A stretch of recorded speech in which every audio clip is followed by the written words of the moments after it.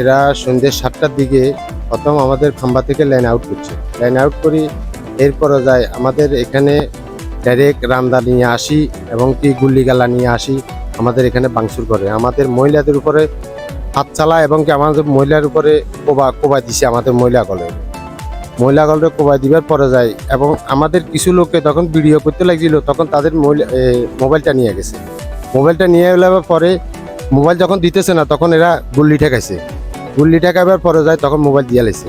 এটা রাত্রে আবার মোবাইলটা তাদেরকে আবার ফিরে দিছে।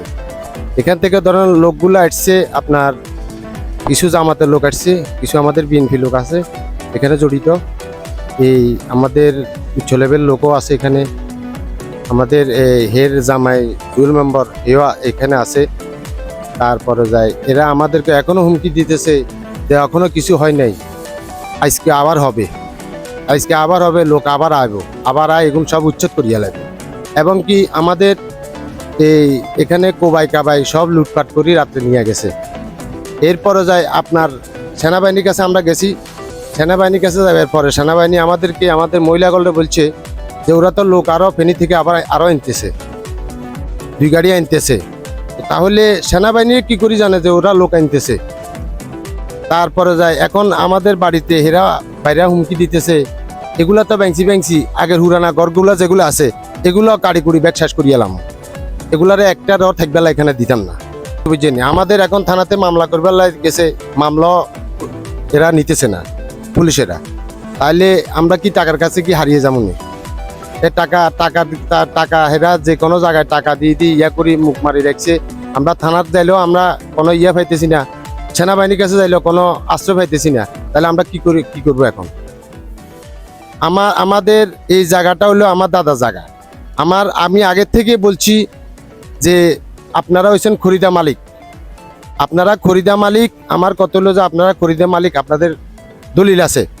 তো আপনারা দলিল ফালান, আপনাদের খরিদা জায়গা দলিল দেখাতে পারেন তাহলে আমরা এখান থেকে চলে যাব। আর দলিল যদি না দেখাতে পারেন তাহলে এই জায়গা আমাদের, আমরা এই বাড়ির মূল মালিক। কালকে আমার এখানে 70-80 থেকে 90 জন লোক আনি আমার এখানে বাংসুর করছে। আমার ব্যাগ 30 গুল্লি ব্যাগ কাটিছি, ইয়া করিয়েছে। হেরা বাইরে হাঁসগা বোরা 5 জন হেরে ছেলেপেলেরা সবাই আমাদের মহিলাগণরে আক্রমণ করছে, হাতুড়া নিয়ে আসে, পিরিজ নিয়ে আসে, গুল্লি নিয়ে আসে। এগুলা তো তাহলে দেশে একটা অরাজকতা শুরু হয়ে গেছে।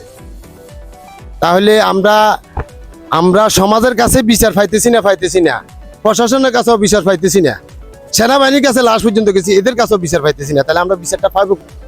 আজ 30-40 বছর লাতে সম্পত্তি আমার বাবার দিনের সম্পত্তি, ছাড়ার দিন নাই হেতার বাপে বলে লিখিত লইছে আর বাপের তুন হিয়ালা আঙ্গর সারা জায়গা দে না, হেতে মাফি দিছে, ও তো থামাছে ইয়ানে মাফি দিছে, এটার ভিতরে আমরা গদ দিছি। মানুষ লাগাই দিয়ে এরকম করি মারধর করি, আর বঞ্জির আটকাইছে, আর নাতিনের আটকাইছে। এখানে কোনো জায়গাতে আছে নি আর বাপের দিনের সম্ভব আন মা খাই যাইতো আর নয়। আন মা কত কষ্ট করি গেছে বলে তার কাছে বেশি গেছে। আইডা আমরা গরিব মানুষ এই চালাইতে এই পর্যন্ত আইছি। এটা করি যেন আমরা গরিব মানুষ খাইতে হারিয়েন না, সইতে হারিয়েন না।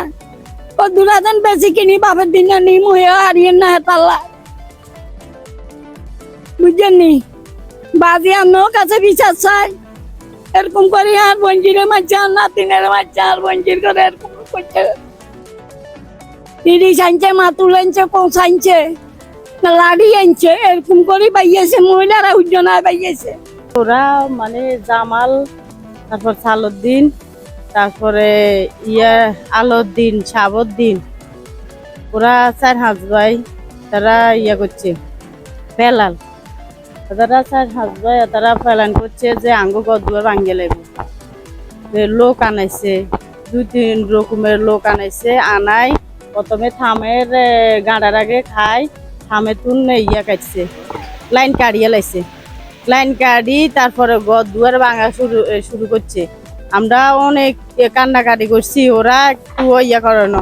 আমার মারে ফিরে আর আমরা সামনে দিয়ে খাইছি, আঙ্গুরে ফিরি করে কিছু রাখে না। তারপরে আমার বোন কোপাই দিছে, আমার বোনের রাত ভাঙ্গি দিছে। আতেতুন মোবাইল খাই লো গেছে, চেন আসিল চেন লো গেছে। তারপরে আমরা আমার বোন লই উতাস গেছি, আঙ্গু ঘরে সব কিছু লুটপাট করে লো গেছে। আর চালোর দিনে জামাইলা এগুনে খালি আমার মারে ফিরছে, রান টান সব ব্যথা করিয়া লাগছে। ওরা সরকারি হাসপাতালে আছে, আমার বোন মাইজদি আছে, মাইজদি হাসপাতালে ভর্তি আছে। ধরে জানতেছি আসলে এই এলাকা নাকি এই বাড়িতে এই জায়গাটা নিয়ে অনেক ভেজাল এবং অনেক কিছু চলতেছে, ঠিক আছে।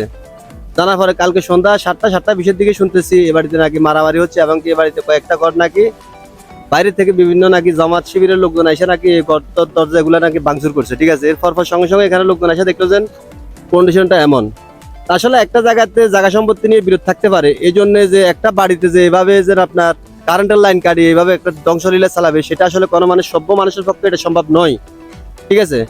এই জন্য আসলে আমরা একটা কথা হলো যে আমরা আসলে এটা আইনের কাছে এরা মানে আশ্রয় যাচ্ছে, এরা এদেরকে কিন্তু আইনও আশ্রয় দিচ্ছে না, এরা নাকি সেনাবাহিনীর কাছে ওখান থেকে এদেরকে নাকি কোনো সাড়া দিচ্ছে না, ঠিক আছে। আসলে আপনাদের মাধ্যমে আসলে এটার মানে আমরা সুস্থ বিচার চাই যে একটা মানুষ একটা অসহায়, এরা আসলে রিক্সা চালা, কেউ আসলে মাছের আড়তে কাজ করে, কেউ আসলে ওই যে রাজমিস্ত্রি কাজ করে, এরা মানে এক একজন এক একটা মানে লেভেলে কাজ করতেছে। তো আসলে এরা তো খুবই গরিব মানুষ। তো আসলে এই জায়গাটা নিয়ে যখন অনেকদিন যাবত যখন এটা নিয়ে যখন বিরোধ চলতেছে, তাহলে এটা নিয়ে অবশ্যই এলাকার আপনার যারা আছে এরা অবশ্যই এই জিনিসগুলোকে দেখার বিষয় ছিল। একটা বাড়িতে বা মানে ধ্বংসলীলা চালানোটা এটা কোনো সভ্য মানুষের এবং সভ্য সমাজের এটা কিন্তু কোনো কাজ নয়, ঠিক আছে। এই জন্য আসলে আমরা এটাকে মানে দেশবাসীর মাধ্যমে এবং এটাকে আমরা সুস্থ তদন্ত করে সুস্থ বিচারের আওতা নিতে চাই। এটা হচ্ছে বসুরহাট পৌরসভা 4 নম্বর ওয়ার্ড, মোর আলীবাড়ি। আপনারা দেখছেন জাতীয় দৈনিক লাখো কণ্ঠ।